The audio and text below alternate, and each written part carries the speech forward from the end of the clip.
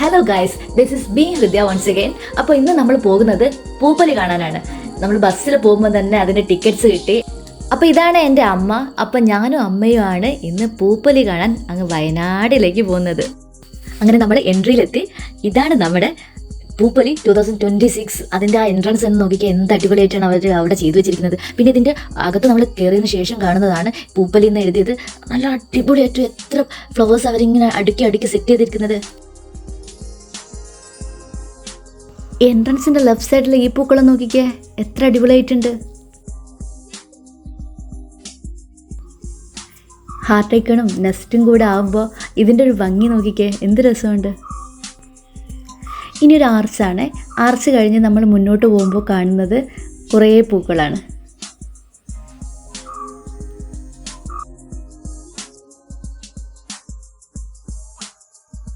ഈ കാഴ്ച കണ്ട് ഞാൻ തന്നെ അന്തം വിട്ട് നിൽക്കാന്നൊക്കെ പറയില്ലേ, അതേപോലെയായിരുന്നു. നിങ്ങളിതൊന്ന് നോക്കിക്കേ, നമ്മുടെ കണ്ണെത്താ ദൂരം വരെ ഈ ഒരു പൂപ്പാടം ഇങ്ങനെ നിരന്ന് കിടക്കുക.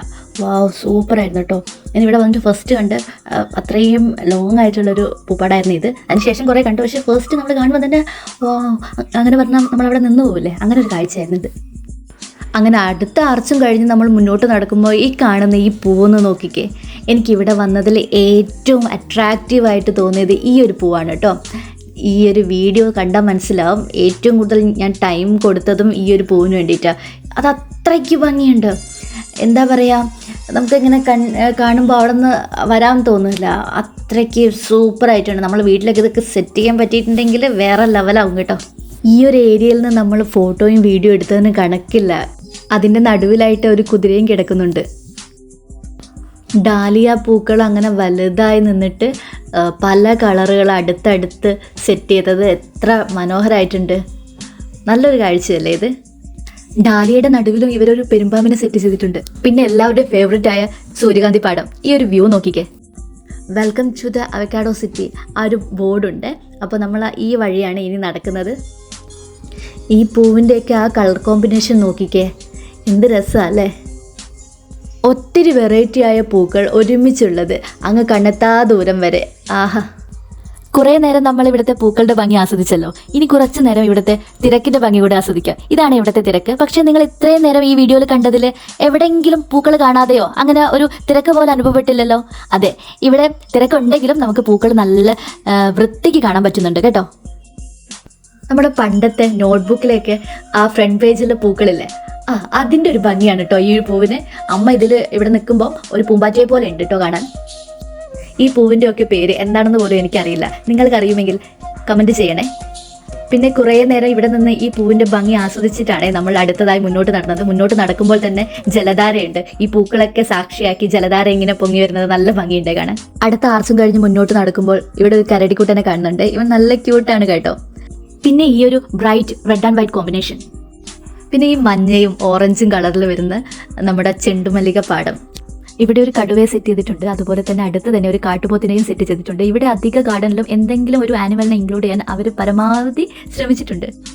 എൻ്റെ നാട്ടിൽ ഈ പൂവിന് ശവന്നാറ എന്നാണ് പറയുന്നത്. നിങ്ങളുടെ നാട്ടിൽ എന്താ പറയുന്നതെന്ന് കമൻറ്റ് ചെയ്യണേ. നമ്മളുടെയൊക്കെ വീട്ടിൽ കാണുന്ന ബുഷില്ലേ, അതുകൊണ്ട് പൂപ്പൊലി എന്ന് എത്ര മനോഹരമായിട്ടാണ് ഇവരിവിടെ സെറ്റ് ചെയ്തത്. ഈ കുഞ്ഞൻ പൂവിനെ എനിക്ക് ഭയങ്കര ഇഷ്ടമായി. ഒരു കാറ്റടിച്ചപ്പോൾ അത് നമ്മളോട് തലയാട്ടുന്നത് കണ്ടോ. ഇവിടെ വന്നതിൽ ഏറ്റവും നല്ലൊരു കാഴ്ച തന്നത് ഈ കുഞ്ഞനാണ്. ഇവിടെ നമുക്ക് വന്നാൽ അങ്ങനെ 5-10 മിനിറ്റ് കൊണ്ട് കണ്ടു തീർക്കാൻ പറ്റില്ല കേട്ടോ. ഇത് കുറേ നടന്ന് കാണാനുണ്ട്. നമ്മൾ ഏകദേശം 1 മണിക്കൂർ എടുത്തിട്ടാണ് ഇവിടുത്തെ എല്ലാ കാഴ്ചകളും കണ്ടു തീർത്തത്. ഇപ്പോൾ ഞാൻ നടക്കുന്നത് 2 ഇണയരണ്യങ്ങളുടെ അടുത്തേക്കാണ്. പിന്നെ ഈ ഒരു ലൈറ്റ് കൂടെ ആയപ്പോൾ ഇതിൻ്റെ ഭംഗി 10 മടങ്ങായി. വൈകുന്നേരം വന്നതാണ്, ഇപ്പോൾ രാത്രിയായി. അതുകൊണ്ട് ലൈറ്റൊക്കെ ഇവിടെ സെറ്റ് ചെയ്തിട്ടുണ്ട്. ഇവിടെയാണ് ആളുകൾക്ക് ഇരിക്കാനുള്ള സ്ഥലം. അതുപോലെ ഐസ്ക്രീം കഴിക്കാനും അങ്ങനെ ഫുഡ് സ്ട്രീറ്റൊക്കെ ഉണ്ട് കേട്ടോ. മരങ്ങൾ തമ്മിൽ തോരണം പോലെ കെട്ടി അതിൻ്റെ താഴെ ആളുകൾ ഇരിക്കുകയൊക്കെ ചെയ്യുന്ന നല്ലൊരു സ്പോട്ടാണ് അത്. ഈ ഒരു ഗാർഡനിൽ അരയന്നത്തിനാണ് സെറ്റ് ചെയ്തത്. അത് കഴിഞ്ഞ് മയിലിൻ്റെ ഒരു ഗാർഡനാണ് കാണുന്നത്. ഈ ഒരു മയിൽപീലി പോലെയാണ് ഇവർ ഈ പൂക്കൾ അവിടെ സെറ്റ് ചെയ്തത്. അത് കുറേ ദൂരം വരെ ഉണ്ട് ഇതിൻ്റെ ആ പീലി അങ്ങനെ നീണ്ടു കിടക്കുന്നത്, ചിറക് നീണ്ടു കിടക്കുന്നത്. അതൊക്കെ നല്ലൊരു യുണീക്ക് ഐഡിയ കേട്ടോ. പിന്നെയും കാഴ്ചകൾ കണ്ട് ഇങ്ങനെ നടക്കുകയാണ്. ഒരു മരത്തിനെ പോലും അവർ വെറുതെ വിട്ടിട്ടില്ല കേട്ടോ. എല്ലാത്തിനെയും മനോഹരമാക്കിയിട്ടുണ്ട്. കണ്ടിട്ട് കണ്ണ് തള്ളി പോവുക എന്നൊക്കെ പറയുന്ന ഐറ്റം ഇല്ലേ, അതാണ് ഇത്. കുലകുലയായിട്ട് ഉണ്ടാവുന്ന ഒരു വള്ളിച്ചെടിയിലെ പൂക്കളാണ് ഇത്. ഇതിൻ്റെ പേരെന്താണെന്ന് അറിയുന്നവരൊക്കെ ഒന്ന് കമൻറ്റ് ചെയ്യണേ. എനിക്കറിയില്ല, എനിക്ക് ഭയങ്കര ഇഷ്ടമായിട്ടുണ്ട്. ഞാൻ അമ്മയുമായിട്ടും സിംഗിളായിട്ടും ഒക്കെ കുറേ വീഡിയോസും ഫോട്ടോസൊക്കെ എടുത്തൊരു സ്പോട്ട് കൂടിയാണ് ഇത്.